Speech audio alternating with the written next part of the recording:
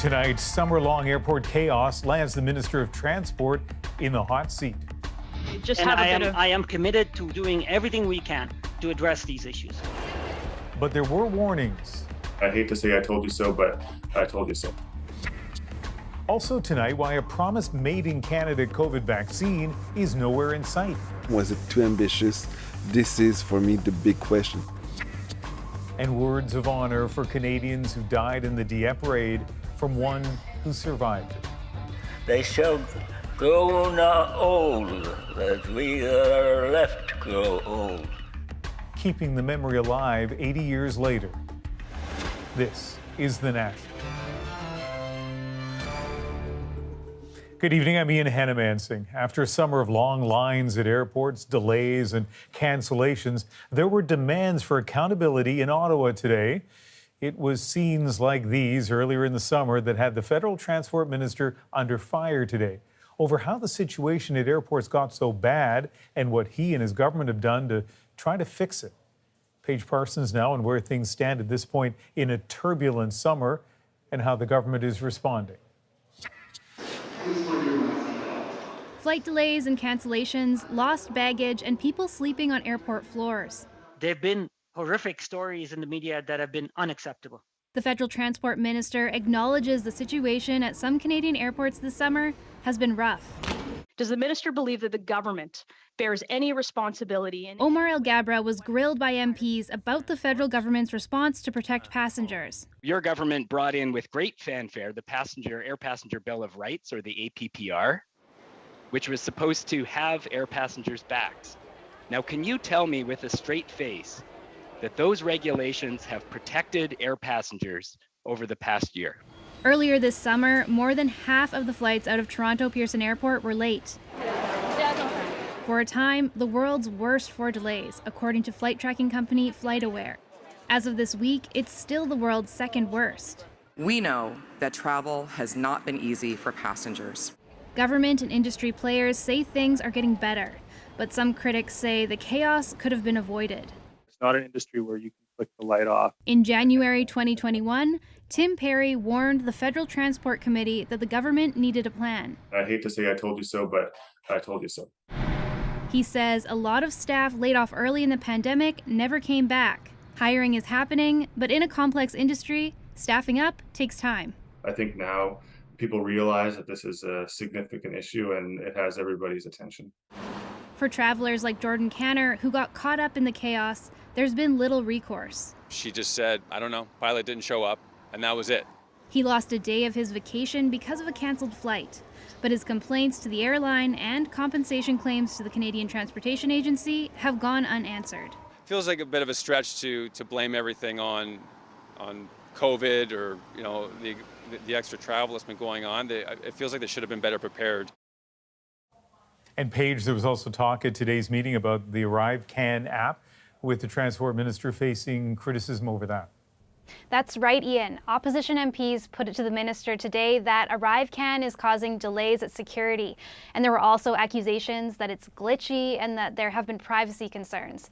Some are calling for it to be scrapped, but the minister was very clear. He thinks the app is making travel less complicated, and he defended Canada continuing to use it. Earlier this summer, the government said the ArriveCAN app will remain in use until at least September 30th. All right, Paige, thank you. Tonight, there's an urgent warning about a security flaw that could allow hackers to take complete control of your Apple devices. This bug affects iPhones, iPads, iPods, and computers. But as Nisha Patel shows us, there is a simple fix. Everywhere you turn, someone's using an Apple product. More than half the smartphones sold in Canada are iPhones. Now news Apple devices could be hacked is putting a spotlight on security. And I don't want anybody to hack into any of my bank accounts or any social media. That sounds a little scary. Apple releases several software updates a year to keep its products secure. This latest flaw is getting more attention because of how users could be vulnerable. If it's exploited and essentially malware gets embedded, it gives the hacker or the individual control over the entire person's device. With so much of our lives on our devices, it could put a lot of information in the wrong hands. GPS microphone, camera, very sensitive information, pictures, videos that you may have. The security flaw affects many Apple products, the iPhone 6s and any later models, versions of the iPad Air, iPad Mini, and iPad Pro, as well as some iPod Touch and Mac computers. Experts say users who let their software lag are most at risk. But about 18% of all devices globally are, don't always have the latest patches and are about 3 versions behind. So this is where the threat actors are targeting those devices. Here's how to update. On your device, go to Settings, scroll to General, press Software Update, then hit Download and Install. Experts say not taking action could have serious consequences. They could potentially do things without you even noticing. This is really one of the dangers of having a device that is compromised. Apple has built its reputation on security, but the company won't say much about this flaw or how many customers could be affected. You pay pretty much a lot of money to have an Apple product, so the safety is kind of important to me.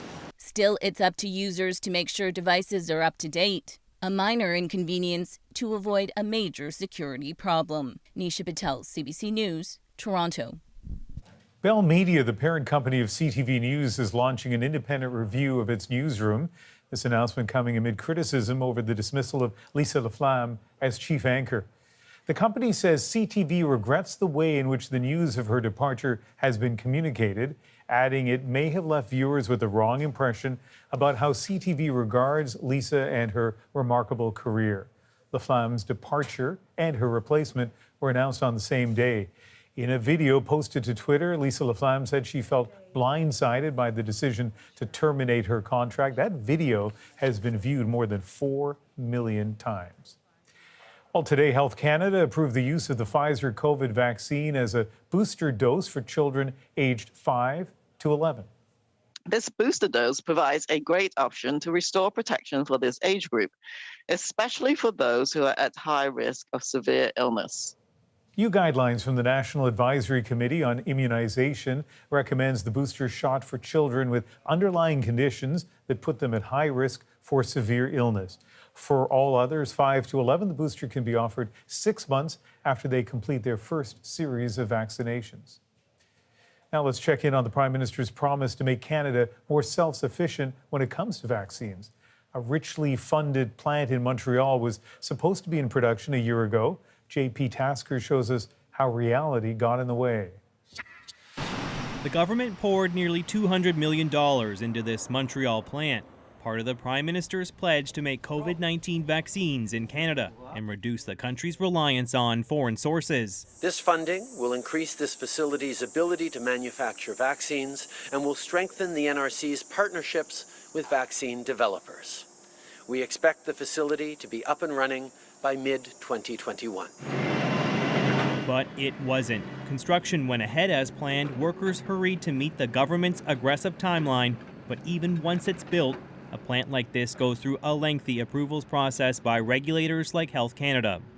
And 2 years after Justin Trudeau's pitch, the factory sits idle. It hasn't produced a single vial of vaccine. There was this real feeling of emergency situation. Experts say the promise to build a high-tech factory from scratch in less than a year was unrealistic from the start. We knew that the facility would not be ready before the end of 2021 for sure, but we needed to be ambitious at the time. Was it too ambitious? This is, for me, the big question. Some voices say yes. The National Research Council told CBC News the Biologics Manufacturing Centre recently got the green light from Health Canada to start operations. Now we've learned the lessons from COVID-19. We need to be more prepared, better prepared. But there's another holdup. The company that signed on to make these vaccines also isn't prepared. In a statement, Novavax said it continues to work with the NRC to complete the tech transfer of our COVID-19 vaccine. But it doesn't have the ingredients, approvals, or staff to start. There's little chance the Montreal facility will be pumping out vaccines anytime soon, meaning if Canada needs new shots tailored to the Omicron variant, it will again have to turn to foreign sources. JP Tasker, CBC News, Ottawa. Canadian Cardinal Marc Ouellet today denied allegations of sexual assault made by a Quebec woman. In a statement published by Vatican News, the Cardinal said, "I firmly deny having made inappropriate gestures on her person, and I consider the interpretation and dissemination of these accusations as sexual assaults to be defamatory." This week, Ouellette was named in a class action lawsuit against the Quebec Archdiocese. Yesterday, the Vatican says there was insufficient evidence to warrant further investigation into the woman's allegations. A lawyer has made history as the first Indigenous nominee to the Supreme Court of Canada. Justin Trudeau making the announcement today, noting she's a fully bilingual Franco-Ontarian. Karen Paul shows us many are cheering this decision, but not everyone. Catch me crying in my office on a Friday morning. This Indigenous law student took to social media to express her delight over Michelle Obansowin's nomination. We now have someone who holds an Indigenous worldview and perspective, who will decide on legally groundbreaking cases. Incredible. My hope is that this does something to restore at least some semblance of confidence for Indigenous people who are going through the justice system. Obansowin has said her experience as an Indigenous woman shapes her life and career. In a video last year, she recalled a eureka moment during a lecture at law school. And someone in the crowd had asked him, well, what's the perfect judge? And he said, the perfect judge is an Aboriginal bilingual woman. I thought, hey, that's me. Former judge, senator, and chair of the Truth and Reconciliation Commission, Marie Sinclair, congratulated her, saying Obansowin will be able to shape decisions for years to come. But this criminal defense lawyer questions her nomination. Was this the strongest candidate put before Justin Trudeau? Ari Goldkind finds it astonishing and political. Why are we now in a situation where the most important thing to deciding who sits on the highest court in the land is which demographic checkbox you occupy? Obansowin, he said, would replace Justice Michael Moldaver, who brought a depth of experience and expertise in criminal law. That's a fair criticism. And frankly, there are very few people in the country as accomplished in criminal law as Michael Moldaver. But this former Supreme Court clerk says an Indigenous woman from Northern Ontario will bring diversity and a grassroots perspective. You always strive to seek a representative court. So what happens next? There will be parliamentary hearings, but experts say there's no chance Obansowin's nomination will be rejected because ultimately the Prime Minister has the power to appoint her. Karen Pauls, CBC News, Winnipeg. Today is the 80th anniversary of the Dieppe Raid, Canada's first major battle of the Second World War and the deadliest. Canadian soldiers led the assault on a port in German-occupied France. More than 900 Canadians were killed. Ceremonies in this country mark the anniversary.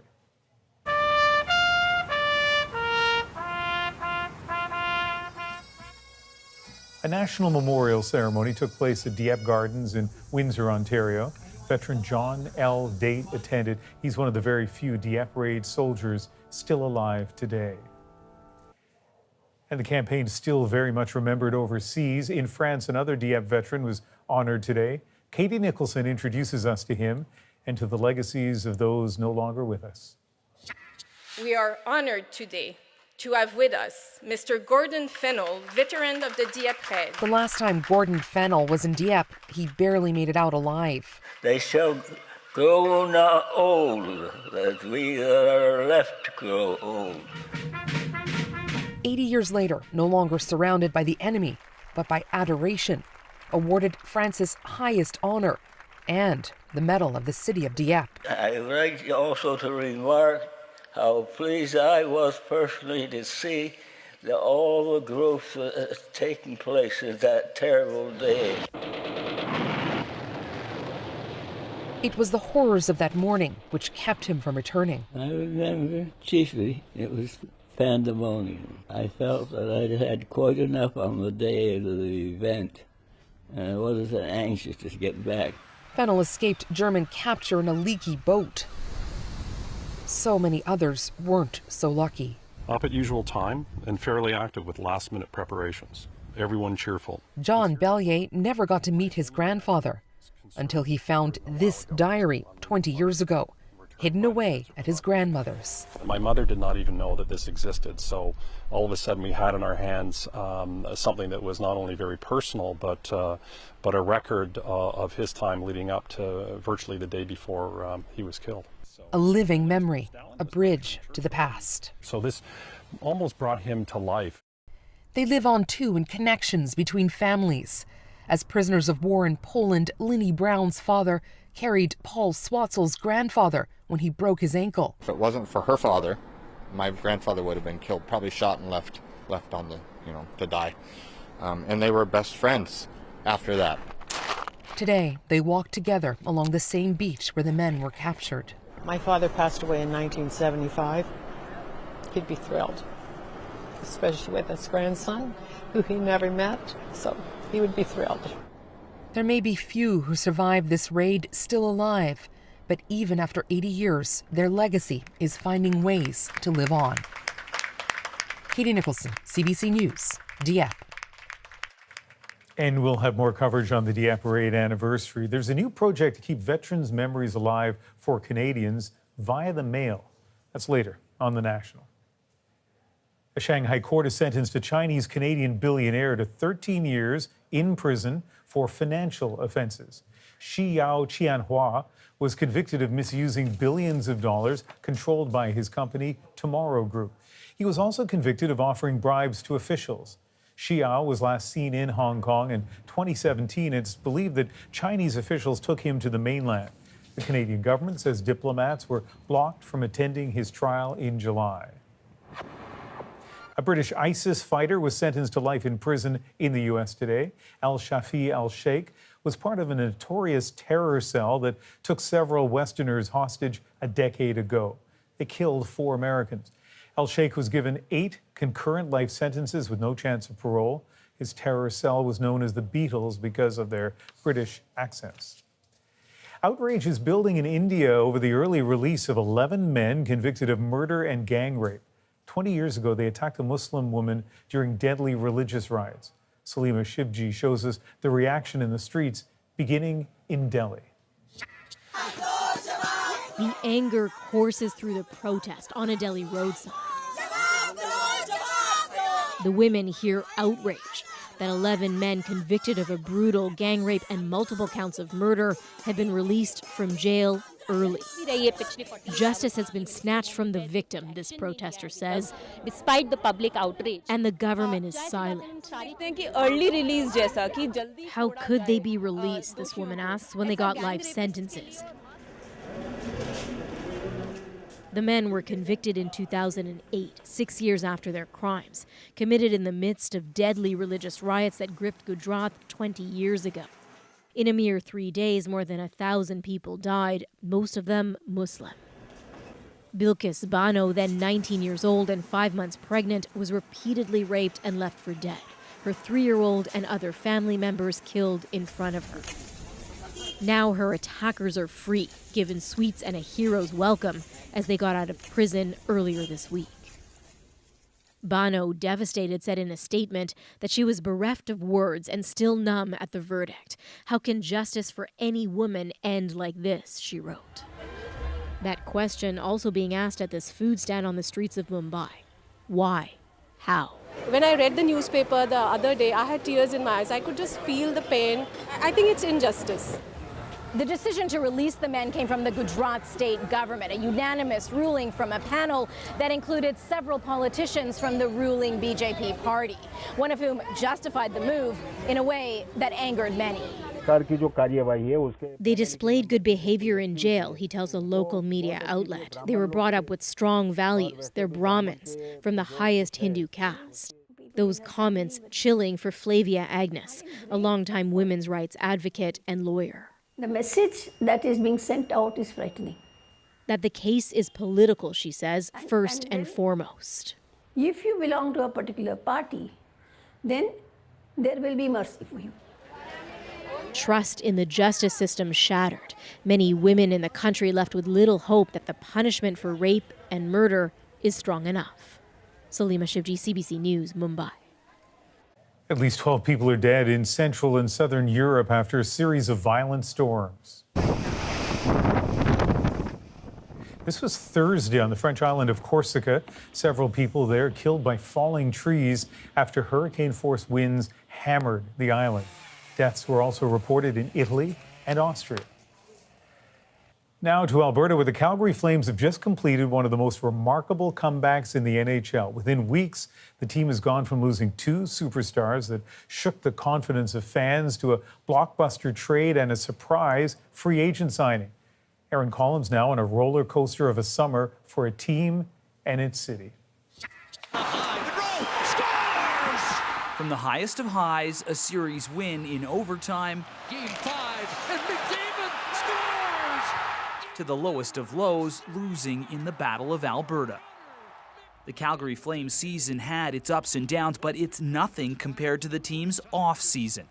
First, the team's biggest star, Johnny Gaudreau, left in free agency. Then his line mate and the team's second highest scorer said he wanted out too. Both star American players looking to play closer to home. A nightmare scenario for the team's general manager. You can curl up and play woe is me and poor me, or you can, you dust yourself off and you get after it. Brad Treliving did more than try, quickly flipping Matthew Tkachuk to the Florida Panthers, snagging two Canadian stars in return. Jonathan Huberdeau was quickly signed long-term. Defenseman Mackenzie Weegar says he'd like to stay too.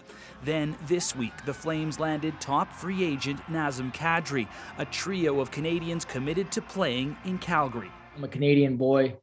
I love the country of Canada, love the city of Calgary. A remarkable turnaround that hasn't gone unnoticed by hockey fans on both sides of the Battle of Alberta. It was terrifying for a good bit there. Did not know what the season was going to look like, but it looks amazing now. I can't wait. I don't know. I think Oilers are still going to be better this year. Yeah. Averting an on-ice disaster matters for a franchise looking for financial help to build a new arena after a deal with the city fell apart. If you're going to try and extort public funds for that arena, then you absolutely need to have a winner on the ice. So it's been a remarkable turnaround for the Flames this offseason, at least in theory. Of course, it's still just August, and this version of the team hasn't won anything yet. Aaron Collins, CBC News, Calgary. A rise in the cost of living has left some parents struggling with back-to-school shopping. I just don't have as much money to go around. It's that much harder. Up next, tips on adapting to a new financial reality. Plus, honoring a team 70 years after they left the field. We want to thank the Canadians for letting us be part of their history. It's a tremendous honor. Why African-American baseball players made the move to Saskatchewan in the 1950s, and why two former players returned this summer. And later, catching up with the team pilot on his journey to a world record. I've been in planes my whole life. We're back in 2.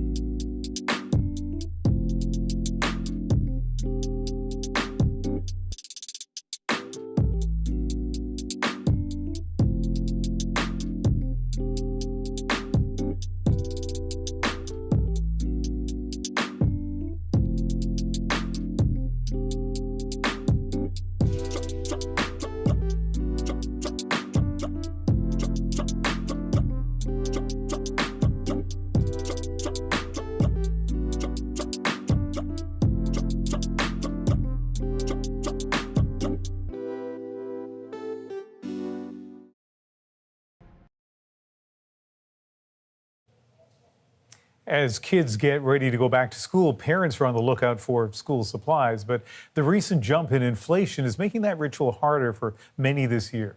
Deanna Johnson looks at the choices that many families are making. All right, let's see it. Single mom Monica Bellier is doing an inventory of her kids' school supplies. Maddie, can you make do with this binder for next year? Normally, she says she'd just get them new things, but finances are tighter this year. It's like all this stuff happens at one time, and especially now that, you know, I just don't have as much money to go around, it's that much harder. Do you even have any pens? Do you use pens? She's not the only parent stressed out about it. A major survey of U.S. consumers by Deloitte found that more than half of back-to-school shoppers surveyed are concerned about inflation. Salvation Army says the demand is way up for its backpack program. Donated backpacks filled with school supplies. In some places, double last year's demand. What families we talk to have told us is even spending the same can feel like spending more these days. Not all these items are necessarily much more expensive than last year. It's just that with food and gas prices so high, families have less money to go around for any additional expenses. They'll shop at consignment stores for clothing. This financial expert says planning is key to cutting costs. You want to spread out the shopping over time, over months if you can. All of the clothing, for example, will go on sale in late September. Maybe you can hold off on big ticket tech items until, say, Black Friday or Cyber Monday. Another thing she says families should do is talk to their kids about finances. This Winnipeg family, who immigrated from Nigeria last year, are living off only one income for now. Money is tight, but this father says it's also a teachable moment. We needed to begin to let the kids know the importance of saving costs, like saving money. So, it's even a time that actually has been helping us as a family to be more disciplined in terms of our expenses. It looks good. Families having talked to their kids about the pandemic now have other lessons to share before school even starts. Deanna Johnson, CBC News, Toronto. The last wolf missing from a Vancouver zoo has been found safe and has been returned to its pack. This discovery ends a 3-day search and rescue operation. Earlier this week, 9 wolves escaped from the Greater Vancouver Zoo after their fence was deliberately cut. One of the animals was found dead on a nearby road. All the others have now been accounted for. The RCMP is investigating. Up next, celebrating Saskatchewan's all-black baseball team 70 years later. The Canadians were extremely polite, friendly, supportive. We had a pretty good baseball team. How the Indian Head Rockets broke racial barriers and brought people together. And later, why some Canadians are receiving a postcard connecting them to the Dieppe Raid.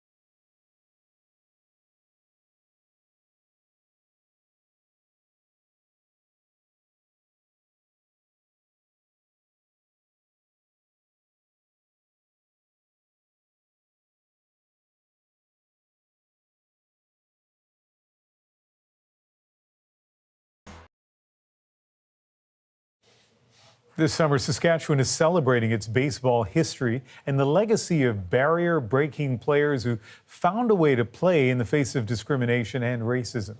It's been 70 years since the Indian Head Rockets hit the field, but as Dan Plaster shows us, they still have a lot of fans. The distance now, it seems far, far away, but when we were younger, this little distance didn't seem as far. At 90 years old, Willie Reed and Nat Bates move a lot slower these days, but they clearly remember their glory days on the baseball field. I enjoyed turning the double play. They've been friends since middle school and have lived in Richmond, California for most of their lives. But still reminisce about a time 7 decades ago when they moved north to play baseball on an all-black team. It was July 1st, 1952. The town of Indian Head, Saskatchewan was celebrating its 50th anniversary. The main event was dubbed Canada's Greatest Baseball Tournament. It attracted thousands of fans. And on the mound for the Indian Head Rockets was a young black man from California, Nat Bates. Behind him at second base was one of his best friends, Willie Reed. That seemed like a time of great opportunity for them. We were young and eager to explore and go up there and play baseball because we had an inkling being in the majors later on in life and so forth. So we figured that would be a good experience. The Canadians were extremely polite, friendly, supportive. We had a pretty good baseball team, and we generally filled the stands wherever we played. Jackie Robinson singles to center. Up until the 1940s, baseball had been racially segregated. Then in 1947, Jackie Robinson became the first African American to play in the majors. There was no longer a need for the all-black Negro National League, and it quickly folded, leaving hundreds of black professional ball players without a place to play. Most ended up on barnstorming teams touring across America. Nat and Willie made their way up to Saskatchewan after the Jacksonville Eagles moved to Canada and became the Indian Head Rockets. It's a new adventure. I don't think the players, my co-players, were, fearful. Coming from the United States, where right after the war we had experienced a lot of racism in housing, and just in personal relationships. But in Canada, the only thing that you might call racial, but it wasn't, is that they referred African Americans as darkies. Good morning, darky. That kind of thing. There were black players on teams all across the prairies. But while these American and Cuban players who visited Canada in the 1940s and 50s were celebrated, black Canadian players still faced barriers. Professor Ornella Nzianduki-Yimana studies the experience of black athletes in Canada. Do have sort of that dissonance where black Canadians who are from here, who are living here, very much recognize that it's a complex place to live. You never know where you stand. This summer, the town of Indian Head is taking its own trip down memory lane. The local museum opened up an exhibit honoring the Rockets and what they meant to the community during the 1950s. Leon Farrell's father ran the team. Pretty exciting. I remember going to the games and cheering like mad. Max Weider is a baseball historian originally from Saskatchewan. He says these all-black teams in prairie towns brought together people from different worlds at a time when racial integration was gaining momentum. That role it played in exposing people in Indian Head, people across the prairies, to people of different cultures. And I think that was certainly important. And it's important, I think, that we remember so much more history than we do. The induction to the Saskatchewan Baseball Hall of Fame means a lot to Nat and Willie. We want to thank the Canadians for letting us be part of their history.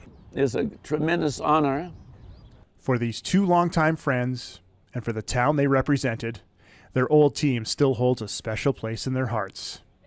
Dan Plaster, CBC News, Indian Head, Saskatchewan.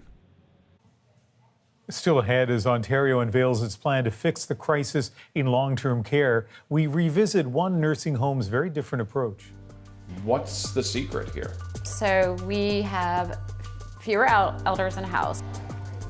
What Canadian long-term care homes can learn from a model south of the border. Next.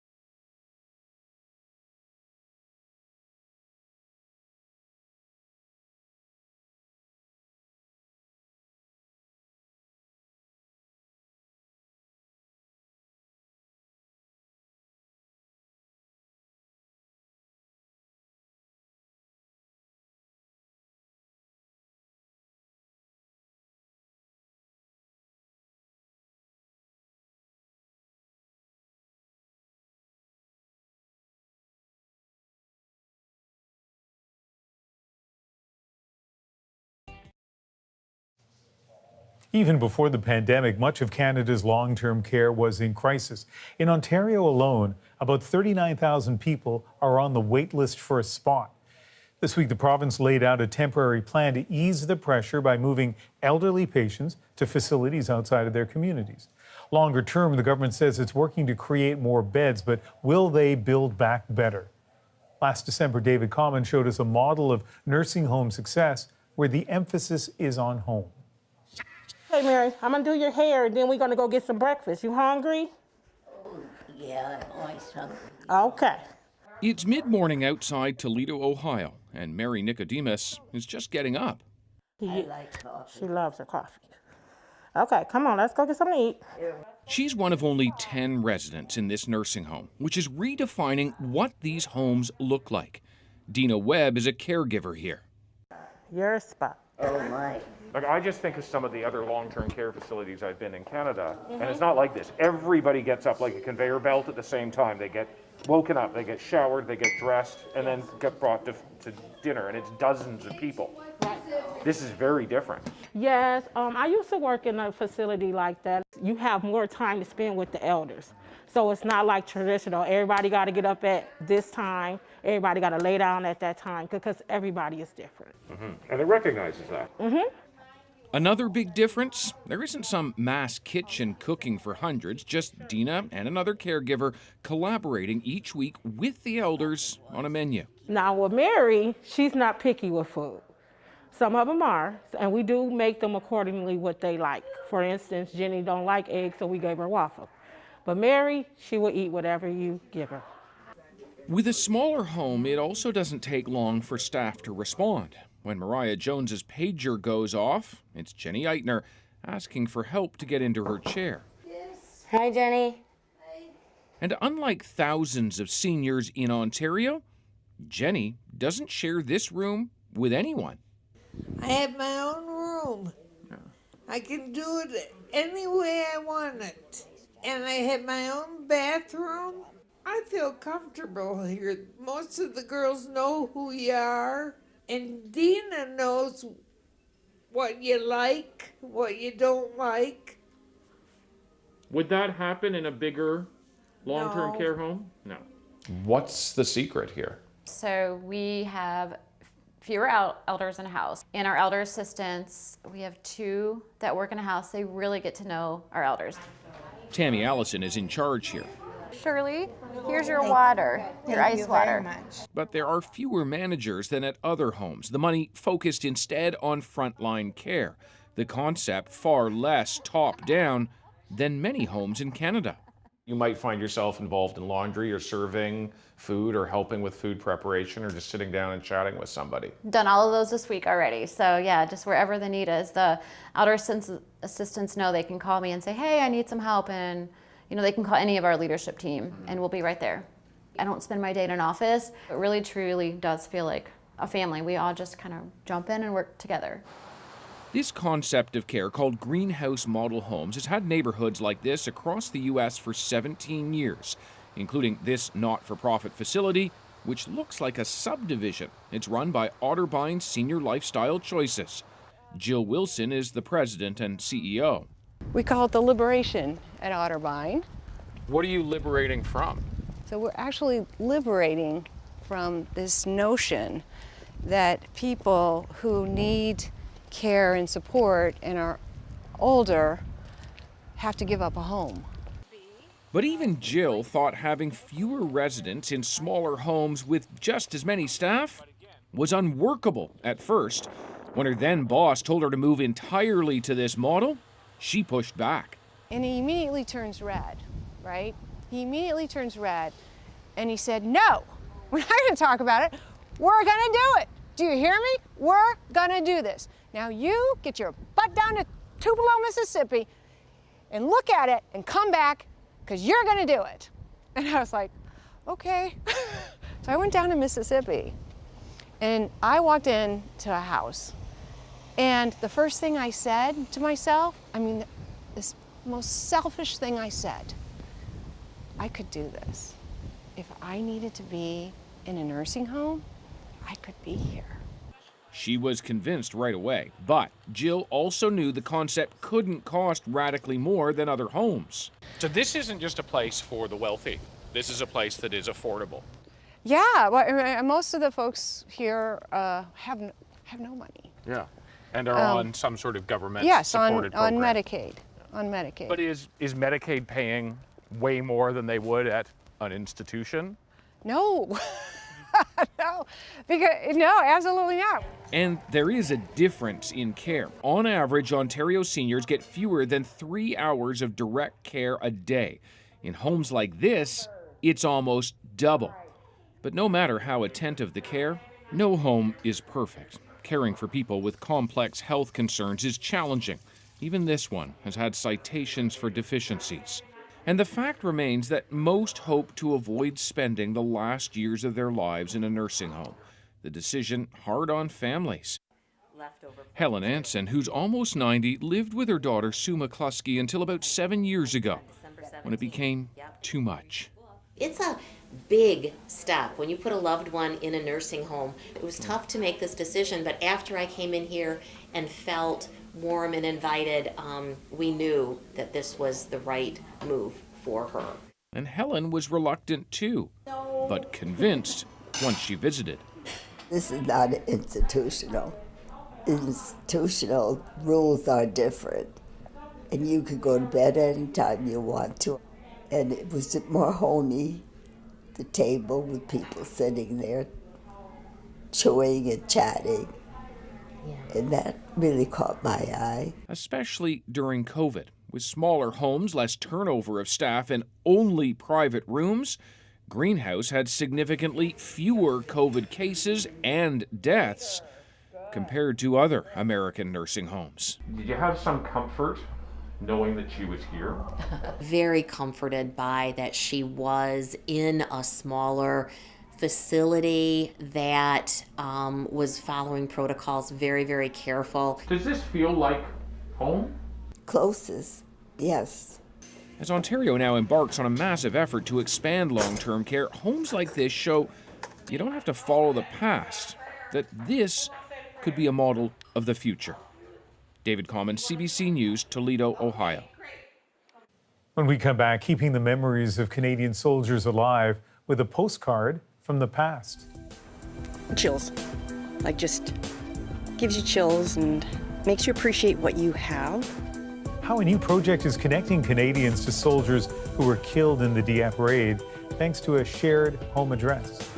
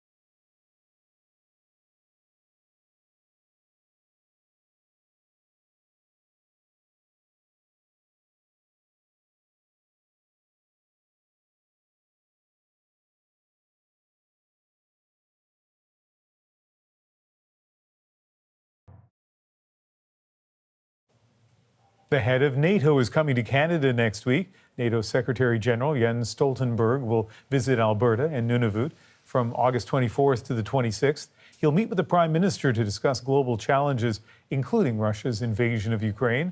Stoltenberg will also make a stop at a military base in Alberta to talk about Canada's contributions to NATO.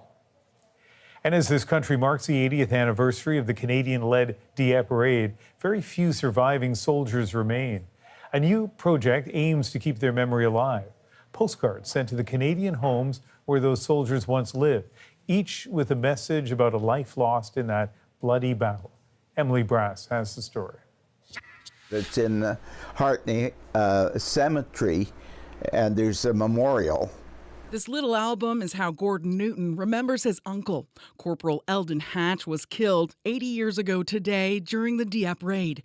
He and his sister Nora say he was a handsome man who sang in the choir and loved children. We'd grab a hold and tease us and throw us in the air and hug us. He was a very giving, caring person, very involved with people, and we loved him very much. They remember their grandmother getting the news by telegram. I was a little guy. I'm sure I cried. Well, we all cried. You know? Yeah, we all cried. Yeah. I missed him like heck. Their uncle's last known address was here on Lincoln Avenue in Winnipeg. It's one of hundreds of homes across Canada to be sent a postcard like this. A new exhibit aims to keep memories of Dieppe soldiers alive. And we thought, well, if we can tie a serviceman who was killed overseas in 1942 to a current address, maybe that gives, the person at that address, a little bit of a pause on Friday to think about, who was that person? Another postcard was sent to this home on Spence Street. The room that I sleep in, that could have been his room. Kathy Fossin wants to learn more about the fallen soldier who once lived in her house. Chills. Just gives you chills and makes you appreciate what you have and what others sacrifice so you could have the freedoms that we actually have today. Historians couldn't find a photo of Sergeant Nestor Parent, but they do have a picture of what his life was like and the horrible way it came to an end. Parent left his Winnipeg home after his parents died and enlisted with Les Fusiliers Mont-Royal. The regiment suffered some of the highest casualties at Dieppe. Witnesses saw Parent crawling on the beach where he was fatally shot by the Nazis. Gordon and Nora hope the stories remind Canadians of the horrors of war. If you look at the news today, the actors changed, the positions changed, the issues changed, but we can't seem to learn to get along together. We live in a wonderful country, and it was, and people sacrificed their lives to make it that way. People like their beloved uncle, Eldon. Emily Brass, CBC News, Winnipeg. After the break, he's been flying planes for years, and he is only 17. When I was about 7, I think it's the first time I actually held the controls of an airplane. You're almost there, keep going. One teen's record-breaking journey around the world.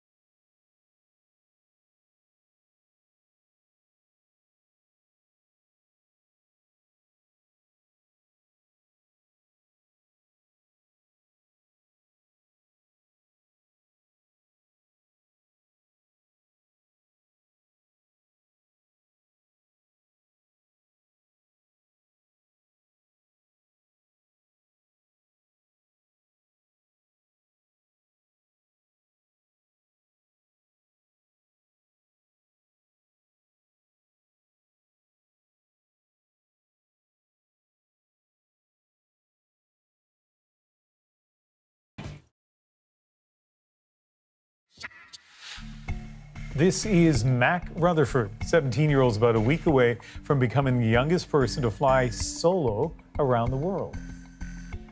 One of his final stops this week was in Happy Valley Goose Bay, Newfoundland, Labrador. His visit and record-breaking journey is our moment. It's very special to be back in Goose Bay in Labrador. Thank you very much. The journey started on the 23rd of March, and so it's been going on for about 4.5 months. I got to see quite a lot of the wilderness around Canada, which was amazing.